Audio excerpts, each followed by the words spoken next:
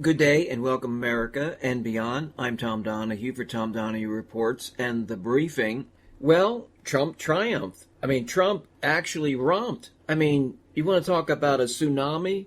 It was a cataclysmic event. The magnitude of the MAGA movement victory is astounding. And you have to say that Trump's return to the White House and his victory over Harris and Biden and the Democrat Party has to be the greatest political comeback in U.S. history, maybe world history, maybe history of all time. And I got it wrong. Been pretty good about sizing things up and monitoring and researching and gut instinct, and myself and many, many others blew it. But I'm the first to admit, I'm human, I'm flawed, I make mistakes, I miscalculated, misjudged. But I don't think anybody, even people in the internally in his campaign, thought that they could sweep all the swing states. Now that was one prediction from one of the analysts that said one way or the other, one of those candidates will sweep all 7 of the swing states. And New Jersey nearly became a swing state. Who would have thought that? But just the magnitude, how magnificent this victory was. Across the board, no controversies. Now, if that happened the other way around, it would be a stolen election, rigged, and all that. But I think that this election proves again that 2020 wasn't stolen. Yeah, there was pandemic parameters that got extended. Yeah, there were irregularities. Yeah, things were kind of loose. But Biden beat him by enough points that it wasn't even close. Or close in the sense that it really wasn't a controversy and shouldn't have been contested in the way that it was. But wouldn't it be great if Trump just came out and said, now I'm a believer that, yes, there'll be some minor pockets of voter fraud. There's some things that we still need to monitor. We still need to tighten up. Now that I've gone through 3 elections, I have to say, I won 2 and I lost 1. Wouldn't that be fantastic if that happened? And people say, well, he doesn't have to admit it. He should admit it. Well, a lot of these legal cases are bye-bye, gone away. I don't agree with all the cases, but there were, based on the law, and I don't agree with certainly the federal statutes, he did violate many laws. So he's going to be the luckiest man in the planet, because there's nobody that's gotten away with as much stuff, personally, professionally, politically, as Trump. Even with assassination attempts, he is a lucky guy. I don't like Trump personally, even though I voted for him twice. And I know the MAGA people are going to say, well, you didn't vote for him this time? No, I didn't. And do I regret that? No, I don't. And did I vote for Harris? Absolutely not. I voted Republican and Libertarian through the entire election ticket in the booth. And I voted for the Libertarian for president. And I told you in previous podcasts and previous briefings that in terms of moral character, I couldn't vote for either of them. What about policy? Well, we already know that. And will the country overall be better off if Trump does implement many or most of what he claims to do in this second term? Well, then yes. But that doesn't mean that I vote for someone that is morally compromised, that is narcissistic, egotistical, obscene and raunchy and just kind of a dastardly and disgusting person, okay? And those sons, I guess they'll be the new knuckleheads, okay? I called them knuckleheads before, knucklehead walls. Bye-bye, see you later, Gov. But, and then the other thing I need to bring up, the popular vote. Trump won that decisively. Now, a solid MAGA base picked up many younger men, Latino men, black men, and some women that they thought would be offended or that would want to be that abortion rights were the most important thing. But Trump campaigned for 4 years. Harris had a short campaign season. The Democrat Party had more money. They had all the heavyweight celebrities, the political superstars and the Obamas, etc.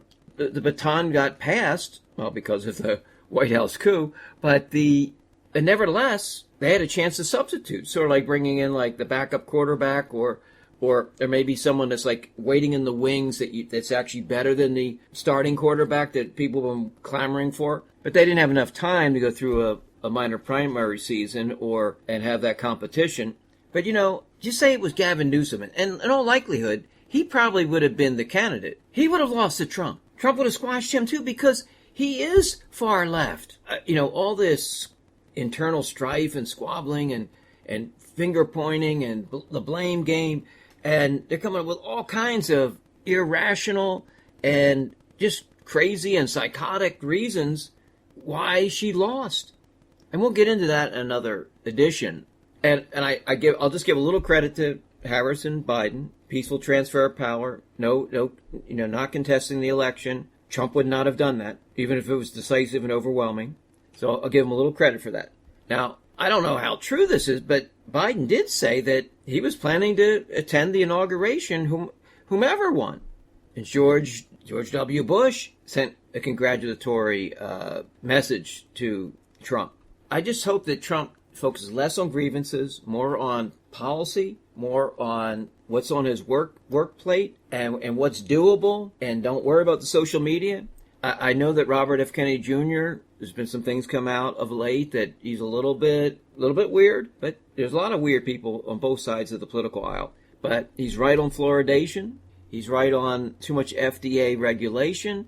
He's right on focusing more on alternative and natural health and healing, the dangers of certain vaccines. So we could get a lot of good things out of this. And I guess I don't think Ron DeSantis would have gone as far as Trump in that regard. So in the end, we may have some successes that maybe that would make Trump somewhat unique. Because before I was saying that we could get the Trump agenda without all the baggage and the criminality and the personality disorders with DeSantis. And I'm gonna dig deeper on J.D. Vance and his tech ties and these tech billionaire giants. I don't trust them. I'm deeply concerned about them, and I want to look at these cabinet picks that are coming in. I want to see. Remember Gary Cohen, who wants to come back to the Trump administration. Trump called him, "Oh, there's my good globalist friend sitting there in the cabinet." Well, there should not be any good globalist friend. Okay. You don't have to despise people, but if you're a globalist, then you're the enemy of an America first or a country first, nationalistic, populist approach. Okay, so to me, a globalist is an enemy to the republic, and they have no place at the table. When Trump brought on John Bolton, we had all that talk of the Bushes and the Cheneys and the endless wars and the weapons of mass destruction, which was a huge hoax. And he brought this guy in who was, kind of the architect of all that and the cheerleader for all that and the proponent for all that. But I think this time around, there's going to be a lot more scrutiny. And even the Sun said they're going to have some, a little bit more say in terms of the vetting process. And so it might be much more organized. Maybe there'll be less turncoats and less leaks and more professionalism and just mission accomplished type approach to things. I'll tell you, the Trump show continues. I did say that, there's part of this that people, even the media, there's never going to be a dull moment. So there will be chaos, there'll be conflict, there'll be turmoil. So get ready for the turbulence because it's going to happen every day. If he actually really builds the wall this time and he works with the governors and he rescinds all the Biden edicts and mandates and puts back in place all the Trump original executive orders. Well, on the political scale, yes, for me, Trump was absolutely the better option politically, policy-wise, than Harris. But in terms of my moral code and my compass, I couldn't vote for either of them. And if I had to do it again tomorrow and it was election day, I'd do the same thing. Okay, so I'm not apologizing. I'm not surrendering, but I'm going to always call to task whomever the candidate is, no matter who the leader is. And, one thing that Harris got right, which, maybe she was listening to this podcast, I don't know, but is that we don't follow any man or woman. We don't follow any leader. It's the Constitution. And so, there is no political savior. There is no king or queen. There is no, prince or potentate. That's the way I see it. But I'm also going to get into some other subjects, some other areas. I really want to branch out, and I'm getting back into the swing of things. And this election cycle, this fall, got me back to doing more recordings. And just so you know how I do these recordings, I just click the record button, let it roll, And if I have to take a pause, let's say, someone's at the door, or I hear a siren go off, or there's noise. I mean, I do have ways of cleaning up the audio, but and then I just go back and I do the edits. But it's not like massive editing in terms of content. It's more about just making it sound clean and cohesive. And but I don't, and I rarely have any notes in front of me. I mean, I jot down a few things, or if I refer to a few articles. So stream of consciousness, and just being impromptu, spontaneous, and just trying to share what I'm believing, what I'm thinking, how I feel in the moment, how the spirit moves me, how I'm guided. And that's how we do this. So that's how we roll. Tom Donahue Reports, The Briefing. Have a great day.